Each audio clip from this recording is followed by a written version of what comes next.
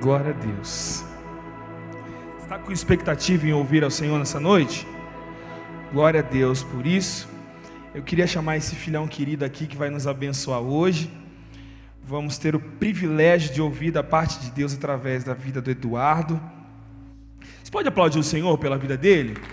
É um querido que tem sido um braço forte no meu ministério, na minha vida, e eu tenho certeza que ele tem muito a contribuir, e eu quero abençoar a sua vida nessa noite, pedir para o Senhor para que você seja um canal de bênção sobre a nossa história, em nome de Jesus. Pode estender as suas mãos para cá? Pai, nós queremos celebrar ao Senhor por essa noite, e principalmente por saber que o Senhor ainda fala conosco. Queremos abençoar a vida do Eduardo, queremos pedir ao Senhor que ele seja uma ferramenta afiada nas tuas mãos para nos despertar para um novo tempo. Pai, derrama sobre nós a tua voz, a tua palavra, derrama sobre nós em nome de Jesus o teu querer, que o teu filho tenha compromisso com a tua verdade, que ele seja em nome de Jesus simplesmente um dispenseiro da tua graça, e que ele possa derramar sobre nós o teu favor, palavras que venham confrontar os nossos corações e nos levar para novos níveis. Esconda o teu filho atrás da tua cruz. Nós abençoamos a sua vida, abençoamos a sua família, abençoamos o seu ministério e clamamos ao Senhor para que ele faça novamente como ele já fez em outrora. Que essa noite seja uma noite marcante para o nosso espírito, e que em nome de Jesus o reino do céu se manifeste sobre as nossas vidas. Assim nós oramos e te abençoamos em nome de Jesus. Amém, amém e amém. Eu ia te dar um aviso agora, mas depois eu dou o aviso. Eita. Só soltou no ar assim. Boa noite, gente. Tudo bem com vocês? Hoje o pastor me chamou na hora que eu estava vindo para a igreja para trazer a palavra e não tinha como dispensar essa responsabilidade, que eu creio que nem todas, mas muitas das oportunidades que o Senhor nos dá, é Ele que está abrindo as portas para que o reino dEle seja estabelecido e a verdade seja proclamada. Amém? Eu e a minha esposa Beatriz, a gente está muito feliz de estar de volta depois de um tempo que a gente ficou em Caxias do Sul, que é a nossa cidade, onde a gente nasceu, cresceu, casou. E nós vivemos dias incríveis por lá. O Senhor derramou um renovo muito grande sobre as nossas vidas. Recebemos algo fresco do céu. E eu estou muito animado para compartilhar com vocês aquilo que o Senhor tem colocado no meu coração. Eu estive ministrando adoração lá, no culto da juventude também, que é no sábado, e no domingo o meu sogro me colocou para ministrar a palavra, e a gente viu um grande derramado do Espírito Santo naquele lugar. As pessoas estavam sedentas pela presença de Deus, e algo grande aconteceu lá. Eu tenho certeza que isso está disponível para nós aqui também. Quantos estão sedentos pela presença de Deus aqui? Amém, glória a Deus. Não estou sozinho. Com muita fome e sede pela presença do Espírito Santo. E sabe, muitas vezes nós cantamos e falamos que nós temos fome e sede do Senhor sem entender o real significado disso. E ter fome e sede não é algo bonitinho, não é algo romântico, mas é um sofrimento tão grande, um desespero tão grande por ser saciado por algo. Sabe, quando nós falamos que nós temos sede e fome pela presença de Deus, nós estamos declarando que nós estamos desesperados. Desesperados pela presença. E não há nada nesse mundo que possa preencher o nosso coração, a nossa alma, o nosso espírito, a não ser Ele. A não ser Jesus, que está aqui nesse lugar nessa noite. Sabe, Ele é o pão vivo que desceu do céu para saciar a nossa fome.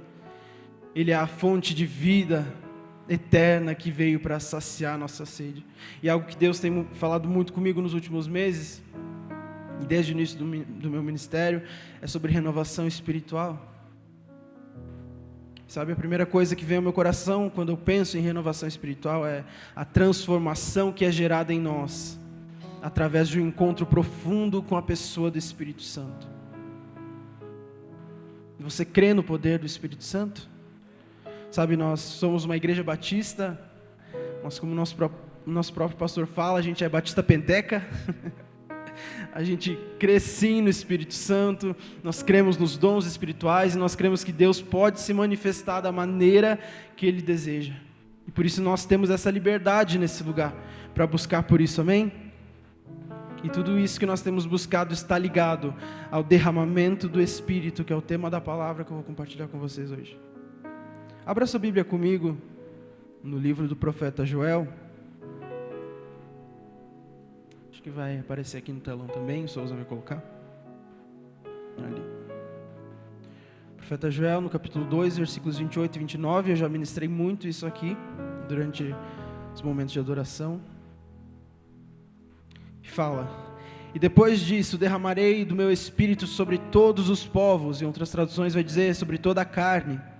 Os seus filhos e as suas filhas profetizarão, os velhos terão sonhos, os jovens terão visões. Até sobre os servos e as servas derramarei do meu espírito naqueles dias. Você crê nisso? Você crê nessa palavra? Sabe, antes da volta de Jesus, quando o reino de Deus será plenamente estabelecido sobre a terra, existe uma promessa, e essa promessa é de um grande derramar do Espírito Santo sobre toda a carne, ou seja, todos os povos, todas as nações conhecerão o Espírito do Senhor. Mas o Senhor vai nos dizer no versículo 28, e depois disso, depois dessas coisas, eu derramarei o meu Espírito sobre toda a carne. Existe algo que precisa acontecer antes. Sabe, a última vez que eu ministrei a palavra aqui, há menos de um ano, foi perto da conferência do ano passado também. E quando o pastor me chamou aquele dia, eu estava certo que eu iria ministrar sobre o derramamento do Espírito Santo. E eu comecei a preparar aquela palavra e Deus disse: não é o momento, não é o tempo de falar. E no momento eu fiquei um pouco resistente, porque é algo que eu amo falar, é algo que eu amo compartilhar. E eu entendi que o Senhor precisava fazer a gente passar por um processo como igreja, como juventude. E eu entendi que hoje eu estava liberado para liberar isso sobre a igreja. E precisa acontecer algumas coisas antes do derramar do Espírito Santo, como a palavra fala. E o que que são essas coisas que o Senhor diz? Para a gente entender isso, nós precisamos entender qual é a mensagem que o livro do profeta Joel carrega. Por isso eu vou passar um panorama geral para vocês, para a gente entender bem esses versículos que a gente leu agora. No capítulo 1 existe o anúncio de um grande desastre, onde o povo de Israel foi devastado por um enxame de gafanhotos, por conta do seu pecado. Então Joel ele faz uma chamada aos sacerdotes para que liderem o povo em clamor e arrependimento. Repita comigo: clamor e arrependimento. No final desse capítulo nós vemos atos de arrependimento do profeta Joel junto ao povo de Israel.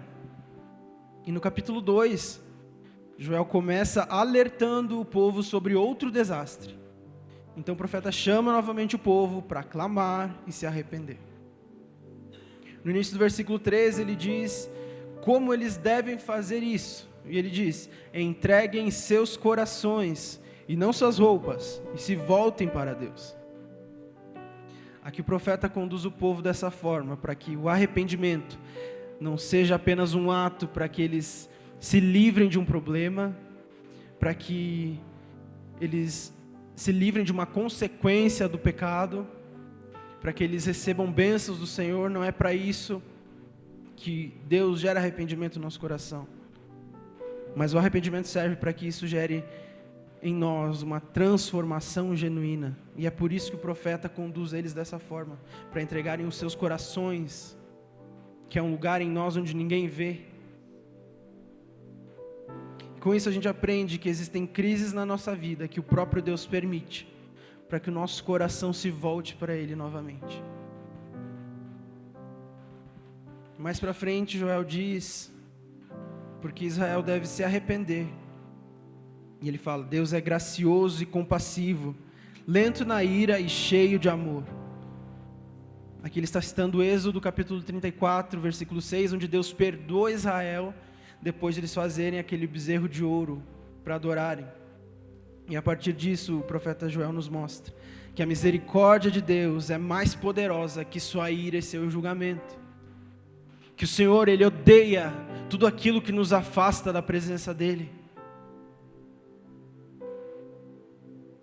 Joel conduz o povo, depois desse acontecimento, ele conduz o povo novamente a clamar e se arrepender. E após tudo isso, o cenário muda. O cenário mostra uma breve resposta de Deus ao clamor do seu povo. No versículo 18 do capítulo 2, vai dizer: assim Deus estava cheio de compaixão pela sua terra, cheio de paixão pela sua terra, e teve compaixão do seu povo. E o profeta vai continuar falando sobre a derrota dos invasores, que eram os gafanhotos, e sobre a restauração da terra que havia sido devastada. E além disso, no versículo 27, Deus diz que traria de volta a sua presença para o meio do seu povo, e que ela se tornaria real e acessível para todos.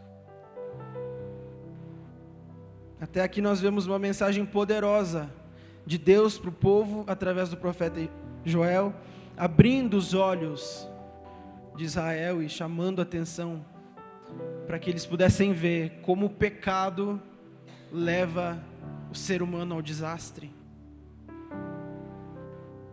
E algo que está claro na palavra, que muitas vezes nós ignoramos, é que a obediência sempre atrairá bênção. E que o oposto disso também é real. Em Deuteronômio capítulo 28 vai dizer isso: se obedecerem fielmente ao Senhor, todas essas bênçãos virão sobre vocês. Então Moisés vai descrever ali uma lista cheia de bênçãos que seguiriam aqueles que obedecem fielmente ao Senhor. E assim como a obediência atrai bênção, a desobediência atrai maldição. E o profeta Joel está alertando o povo a respeito disso. Mais para frente nós vamos ver que a misericórdia e o amor do Senhor sobre o seu povo vai trazer uma nova esperança. E todos esses acontecimentos passados, Joel ele vê como uma imagem do futuro dia do Senhor. Então, na última parte do capítulo 2 e no capítulo 3, Joel ele escreve mais sobre a resposta de Deus para o clamor do seu povo. E ele entrelaça imagens de outros livros proféticos e expande tudo isso para uma visão de esperança a toda a criação. E o primeiro ponto que eu destaquei aqui é que a esperança da presença de Deus entre o seu povo ele se expande. E uma promessa sobre como um dia o próprio Espírito de Deus e a sua presença preencheria não mais somente um espaço físico como naquele tempo, mas as nossas vidas, a vida de todo aquele que crê em Jesus. Aqui Joel está usando promessas citadas em Isaías no capítulo 32 e capítulo 34, Jeremias capítulo 31, Ezequiel capítulo 36, onde diz que o Espírito de Deus viria para capacitar o seu povo, para verdadeiramente amar e servir a Deus de todo o coração. E sabe quando a palavra está falando sobre capacitação, ela está se referindo à unção. Diga comigo, unção. Segundo ponto, no capítulo 3, Joel ele pega a promessa de Deus de que ele confrontará o invasor ameaçador, que são aqueles gafanhotos que nós vimos antes. E Joel vê nesses gafanhotos uma semelhança com as nações violentas e arrogantes que devastam e oprimem as pessoas. E aqui ele está se baseando nas promessas de Isaías 13, Sofonias 13, Ezequiel capítulo 38 e 39, também sobre o futuro dia do Senhor. Quando Deus ele vai confrontar o mal entre todas as nações, trazendo justiça sobre a terra, que é o que nós cantamos. E o terceiro ponto, na última parte do livro de Joel, ele pega imagens da restauração da terra e nos mostra aqui uma esperança para a renovação de toda a criação. E aqui também Joel está se baseando em promessas de Isaías, Ezequiel, Zacarias, de que o dia final de justiça de Deus será seguido de uma restauração completa do mundo todo. E assim o livro de Joel ele termina com o perdão e a misericórdia de Deus sobre o povo de Israel. Se a gente pudesse resumir aqui a mensagem do livro do profeta Joel, a primeira coisa que a gente poderia destacar é que o pecado ele nos leva ao fracasso e à destruição. Sabe, se você espera viver uma vida de intimidade com o Senhor, uma vida de experiências profundas com Ele, a primeira coisa que você precisa fazer é se afastar do pecado. Porque Deus e o pecado não fecha, não combina. Ele não habita onde existe sujeira. O segundo ponto do livro de Joel é que Deus anseia revelar misericórdia para aqueles que reconhecem o seu pecado e se arrependem. E depois disso, Deus derramará do seu Espírito sobre todos aqueles que desejam e que reconhecem que não há vida longe de Deus. Existe esperança para nós, onde um dia o Senhor irá restaurar toda a sua criação, assim como no final do livro do profeta Joel vai falar, e nós iremos viver na eternidade com Ele, onde não haverá dor, nem sofrimento, nem lágrimas, mas vida eterna e alegria plena em Deus. Mas antes de falar do derramamento do Espírito, que foi o que a gente leu no início, o profeta Joel, ele convoca a nação de Israel para se voltar a Deus. E Joel vai nos dizer como precisa ser essa volta. Ele diz que essa volta precisa ser profunda, ou seja, de todo o nosso coração. Essa volta a Deus precisa ser com quebrantamento, ou seja, com lágrimas e pranto. A palavra vai dizer que Deus não despreza um coração quebrantado. Ele diz também que essa volta precisa ser com diligência, ou seja, com jejum. Sabe, o jejum ele é fome de Deus, ele é saudade do céu, é necessidade do Pai. Quem jejua tem pressa, quem jejua está expressando que tem mais prazer no pão do céu do que no pão da terra. Quando o profeta Joel ele conduz o povo em jejum, ele diz, ele está expressando isso, que jejuar é dizer que Deus é melhor do que as mais excelentes coisas que Ele nos oferece. O nosso Deus, Ele é melhor do que as bênçãos que Ele nos dá. Ele é melhor do que a faculdade dos sonhos, do que o carro dos sonhos, do que a casa dos sonhos. Ele é melhor do que tudo isso que Ele pode nos dar. E essa volta a Deus também precisa ser com sinceridade, ou seja, rasgando o nosso coração. Por que Joel fala isso? Naquele tempo, as pessoas tinham o hábito de rasgar as vestes em momentos de luto. Elas rasgavam as vestes quando estavam em desespero. Mas aqui Deus ele não se contenta apenas com atos exteriores. Ele quer um coração sincero e rasgado diante da presença. E quando nós estamos com o coração voltado para Deus novamente, nós estamos preparando o caminho para que Ele se manifeste. É preciso preparar um caminho para que o Senhor se manifeste. E entendendo essa mensagem do livro de Joel, nós podemos voltar então para aqueles versículos que nós lemos no começo. No versículo 28, pode colocar aí para mim, Souza, por favor.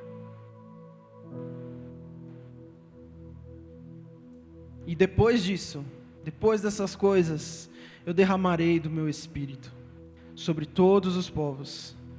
Seus filhos e as suas filhas profetizarão. Os velhos terão sonhos, os jovens terão visões. 29.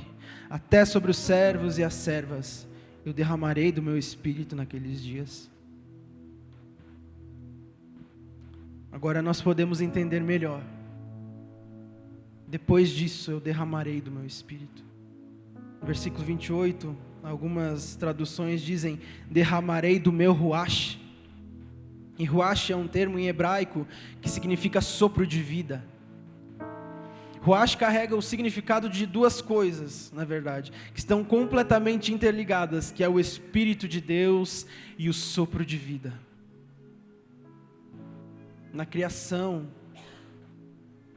a palavra original, quando Deus sopra, sopro de vida sobre o ser humano, a palavra usa esse termo, ruach, que é o mesmo termo que está sendo usado aqui para derramamento do Espírito.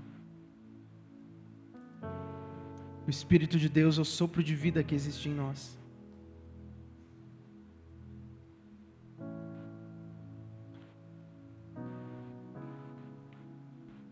O profeta Joel, ele continua dizendo no versículo 28, os filhos e as filhas de vocês profetizarão, seus velhos sonharão, seus jovens terão visões. E por que ele fala isso nesse versículo? Aqui ele está falando que ele vai derramar um avivamento sobre diferentes gerações. Você pode dizer isso? Diferentes gerações. O avivamento, ele não é só para os jovens, para adolescentes, para pastores, para lideranças de igrejas. O derramamento do Espírito não é só para quem tem uma posição de liderança. O que Deus está mostrando aqui diz respeito a um avivamento familiar, que envolve todas as gerações, filhos, filhas, pais, netos, avós, todos receberão do Espírito do Senhor. O derramado Espírito Santo está disponível para todos nós. Todos possuem acesso a esse lugar na presença.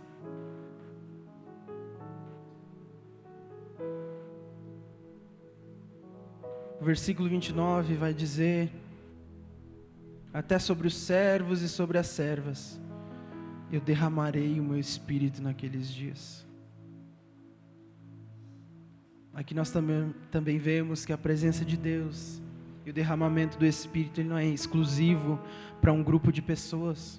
Quando o Senhor fala que até sobre os servos e sobre as servas eu derramarei o Espírito, Ele está dizendo que não é só sobre pessoas com alto poder aquisitivo, não é só para empresários, para pessoas com cargos importantes, mas é para todas as classes sociais. Até sobre os servos e as servas eu derramarei do meu Espírito. O que o Senhor está dizendo é que todos, repita, todos serão cheios da presença manifesta do Espírito Santo. É isso que o livro do profeta Joel está falando. Que depois do arrependimento, depois do clamor, depois das lágrimas, depois de nós voltarmos o nosso coração ao Senhor, Ele derramará do seu Espírito.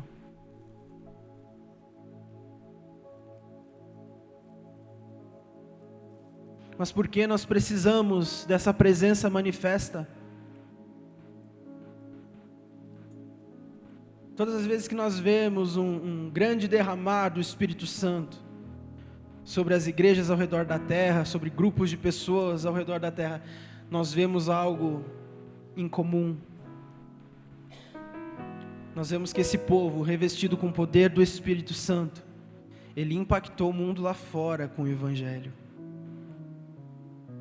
Sabe, muitas vezes nós falamos que nós precisamos espalhar as boas novas, que nós precisamos amar o próximo e anunciar a notícia de Jesus. Mas sabe, isso não vai acontecer sem um derramamento do Espírito Santo. Porque esse amor que nós precisamos ter pelas pessoas lá fora é fruto do Espírito. A palavra diz que o amor é um fruto do Espírito. Como nós vamos ter amor se nós não experimentamos do Espírito?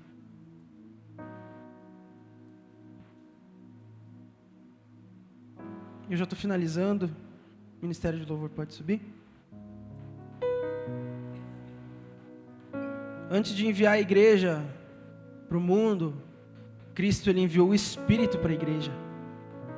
E a mesma ordem, ela precisa ser observada hoje. Essa ordem, ela não pode se inverter. Não há missão sem capacitação, sem a unção do Espírito. Não há pregação do Evangelho sem o poder do Espírito. Não há avivamento sem o derramamento do Espírito. Ele é a fonte de todas as coisas, Ele é a fonte de tudo que nós precisamos. E através desse derramamento do Espírito, o Senhor, Ele traz refrigério para a sua igreja, Ele traz renovo, Ele traz transformação. Quantos desejam isso nessa noite? Fique de pé no seu lugar.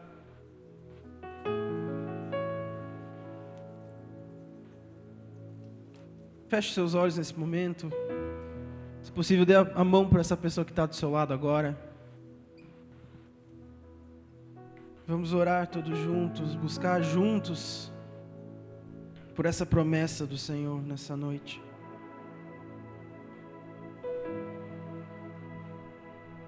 Sabe, às vezes a gente luta tanto contra certas situações. Talvez você tenha lutado contra pecados. Talvez você tenha lutado tanto contra a inconstância. Eduardo, eu não consigo buscar Deus todos os dias. Eu venho no culto, eu queimo por Jesus e na segunda-feira eu já esfriei de novo. Sabe, isso vai continuar acontecendo se nós não mergulharmos na presença do Espírito Santo, na revelação da pessoa do Espírito Santo. Às vezes a gente trata o Espírito Santo como uma energia positiva, como uma vibe boa de sentir. Mas o Espírito Santo, ele é uma pessoa.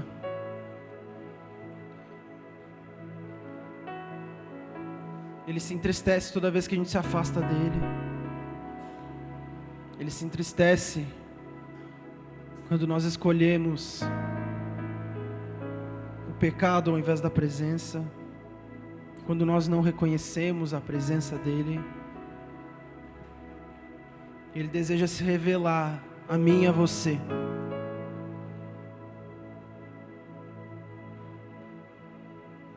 Eu vejo aqui uma geração que vai impactar a cidade de Curitiba. Vocês são pessoas que vão impactar essa cidade, no lugar onde vocês estão hoje.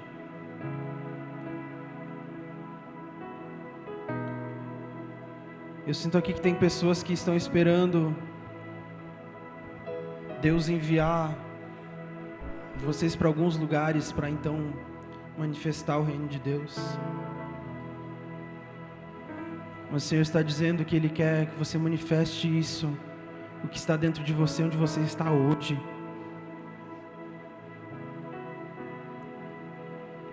Ele quer se manifestar nos dias de hoje sobre nós, sobre as nossas casas, no nosso quarto. Sabe, quando eu estava preparando essa palavra queimava no meu coração, mas eu ainda não tinha vivido essa renovação espiritual que eu falei no início. Já fazia muito tempo que eu não tinha um encontro tão profundo com o Senhor. E quando eu estava preparando essa palavra, o Senhor invadiu o meu quarto. Sabe, eu não precisei fazer nada, eu não precisei falar palavras bonitas,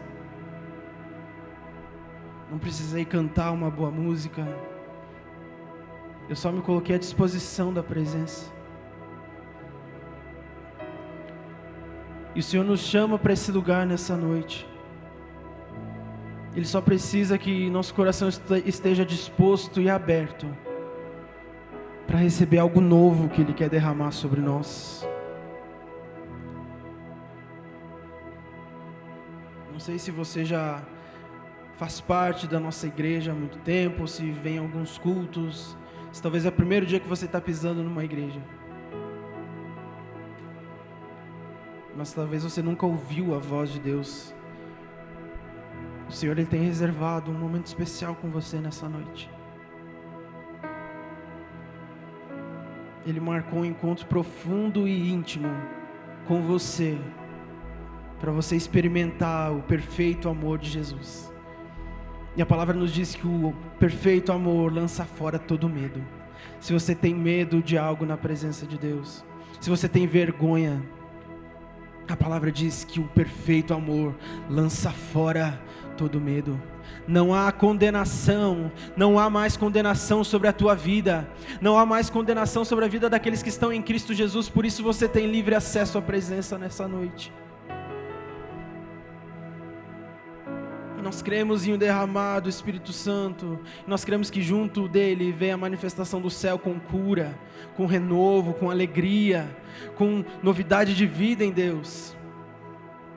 Se você precisa disso nessa noite, se essa palavra, o Espírito Santo tocou em você, você sentiu no seu coração que você precisa sair desse lugar e ter novas experiências com Deus, que você deseja ser fortalecido pela presença do Senhor, pega na mão dessa pessoa que está do seu lado. Eu convido, vamos todos juntos aqui na frente, que nós queremos orar por vocês. Podem vir, não tenham medo, não tenham vergonha. Esse é o maior lugar de liberdade que nós temos. Podem vir todos, pega na mão dessa pessoa que está do seu lado, vamos orar juntos, vamos buscar por isso. Eu estarei orando por vocês, o pastor estará orando por vocês. Enquanto o ministério de louvor conduz a gente em adoração, podem vir mais para frente aqui, no meio, podem ocupar esse lugar. Sabe, eu encorajo vocês. Ainda ontem estava conversando com o pastor Igor. Existe um anseio profundo no meu coração que vocês experimentem de algo novo da parte do Senhor. Eu tenho vivido experiências incríveis com Deus e eu desejo ver vocês vivendo isso também. Vocês conhecendo e reconhecendo a voz do Espírito Santo. Por isso feche os seus olhos todos nesse momento. Se você quiser soltar agora a mão da pessoa do seu lado, você fica livre nesse lugar. Muitos vão ter vontade de chorar aqui nessa noite. Não deixe nada prender você nesse lugar. Dê liberdade ao Espírito Santo. Vá sentindo a presença de Deus nesse lugar. Vá declarando com as suas palavras aquilo que você deseja viver nessa noite. Diga: Espírito Santo, eu quero viver uma nova experiência contigo. Diga: Espírito Santo, eu quero sentir o teu toque. Eu quero sentir o fluir, o mover do céu sobre a terra. Eu quero participar daquilo que o Senhor está movendo nesse lugar. Apenas dê liberdade nesse momento a Ele. Não tenha pressa de sair desse lugar. Não tenha pressa na presença. Apenas permaneça até que Ele venha. Até que Ele venha sobre nós. Nós vamos clamar todos juntos. Nós vamos clamar todos juntos. O Senhor responderá. Ele responderá. Eu derramarei do meu espírito sobre toda a carne. Eu derramarei do meu espírito.